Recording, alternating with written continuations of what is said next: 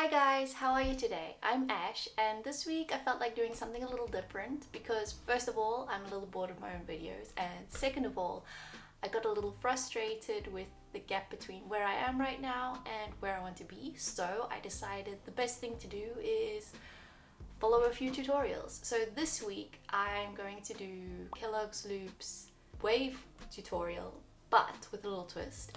Instead of using watercolor, I'm going to try doing it with gouache because I'm still obsessed with the medium. So let's get to it. First thing we need to do is get all of our materials, and what I have is an empty palette that I'll use, my paper, of course that was already there, a pencil, some brushes, I do have some brushes over here, and my box of gouache. Let me go get that real quick. Here it is. This actually used to be an old tea box that I opened up and removed all the dividers from, painted white so I could store my paints in here. And let's go looking for the colors we're going to be using today. I think I'm going to go for my whites, one for mixing and one for details. So we won't be using white ink, but we'll be using white gouache.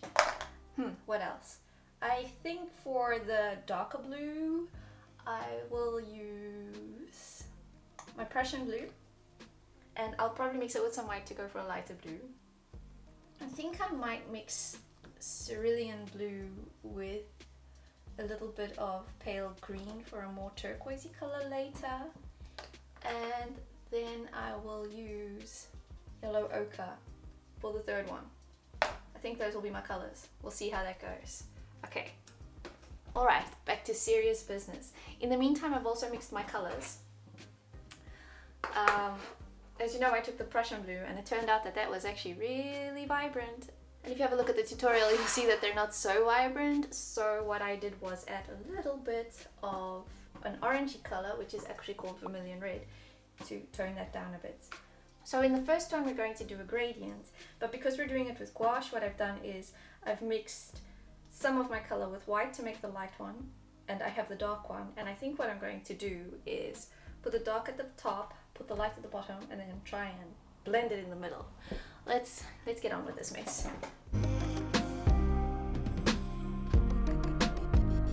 Right, one thing we want to do to make sure that they blend really well is not take too much time, because then the paint's going to start drying and it's not going to blend, is it?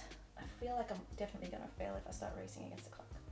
Okay, scary stuff now. Let's start blending that. I don't know what I'm doing. We'll fix that later. Okay, what I'm going to do now is just go over the whole thing with just water to try and blend it. Our first gradient is down. I'm going to get a hairdryer and dry that up a little bit.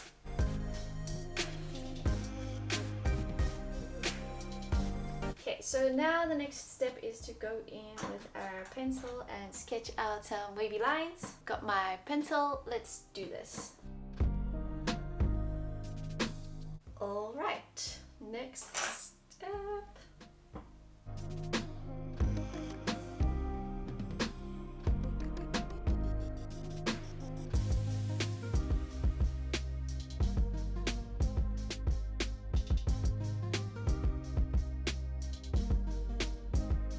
Okay, let's go in and try out the white detailing. I know it's not perfect, but like I said, we're just having fun today. So, some titanium white.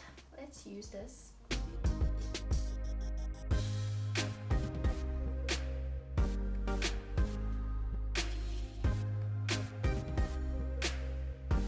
We have our main lines, and now the wobbly defining lines.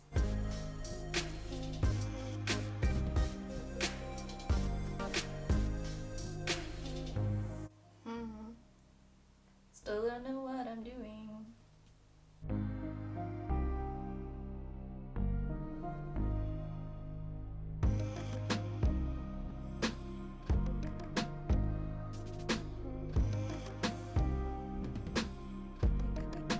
Adding those little white splats. Wow, that's exercise 1 done. I'm going to skip the second exercise and I'm going to do the third one first here so I can cover up this mess and try and go a little less wild so that we don't affect that one. New colors.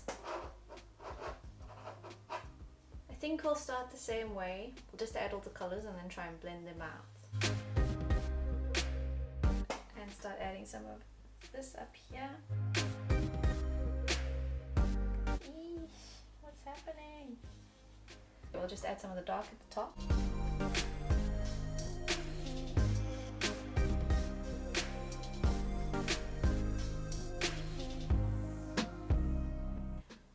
I'm crying on the inside right now. This part is really scary.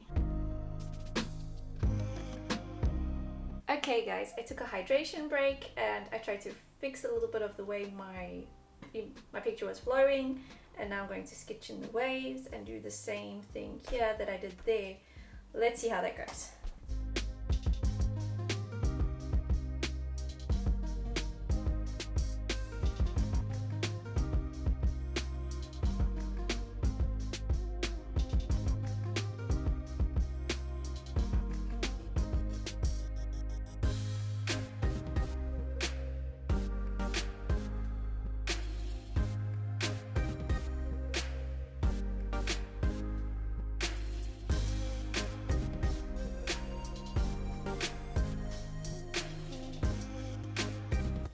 Let's add some clicks again.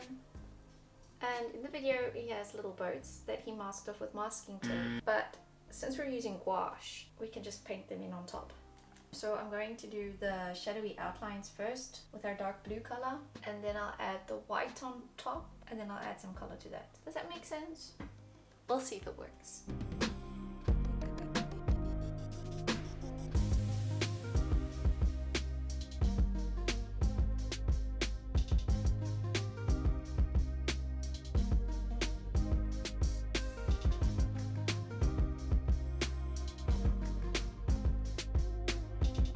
Okay, so I've saved the second exercise until last because I'm not even sure if this is possible.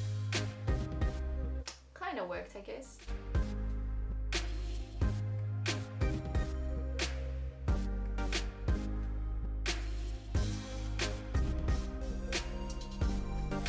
Okay, I realized that I added the different layers before adding the wobbly shapes, so we're working backwards now because we're silly.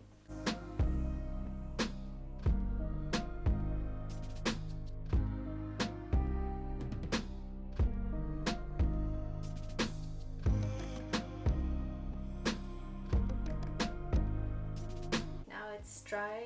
I'm going to add some white outlines.